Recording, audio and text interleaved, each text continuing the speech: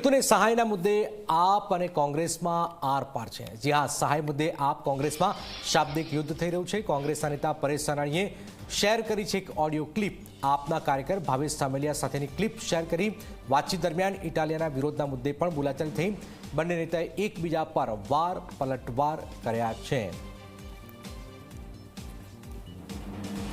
આખા દેશમાં સૌથી મોંઘી વીજળી આપણી, ખાતર ઉપર ટેક્સ, બિયારણ ઉપર ટેક્સ, દવા ઉપર ટેક્સ। હું એમ તમને કહું, અમે તો ભાઈ 20 વર્ષથી કરીએ છીએ। ક્યાં ગોપાલભાઈ આવ્યા તો ગોપાલભાઈનો વિરોધ તમે કરો, તમે સત્તા પક્ષનો કાં વિરોધ નથી કરતા? અરે ઈ તો મારો નાનો ભાઈ છે ભાઈ, મારે એનો વિરોધ ન કરવાનો હોય। ગોપાલભાઈ એમ કીધું તો હું દાદાના દરબારમાં મુજરો કરવા જઈશ। હા, એને કીધું તું, એને એમ કીધું તો હું હાલીને જઈશ। એને કીધું ઈ થયું। કેવી રીતનું આનો પ્રકારનો તમે એમ કીધું હોય કે કાલ સવારે મોરબીમાં કોઈ ખેડૂતે આત્મહત્યા કરીને તમે મળવા આવશો તો અમારે એમ સમજવાનું તમે અહીંયા મુજરો કરવા આવો। ગોળડીમાં ગોળ ભાંગવાની વાત થઈ હતી। ગોળડીમાં ગોળ તો તમે ભાગ્યો તો સાયોના હોટલમાં 10,000 કરોડનું મગફળીનું કૌભાંડ હતું, એમાં તમે હતા। હજી બેઠા છે, આવો ને 4,000 કરોડ રૂપિયા ખાઈ ગયા, 9 ગોડાઉન હળગી ગયા।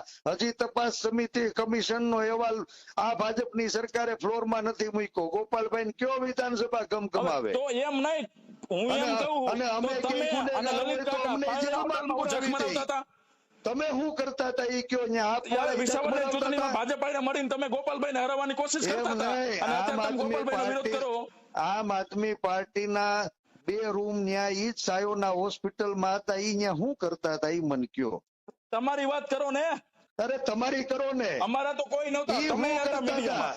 15 દીથી ન્યા હતા, કેસરી સાફા પહેરીને પંજાબ વાળા ભાઈઓને ન્યા ઉતાર્યા હતા, શું કરતા હતા? હું લઈને આવ્યા હતા?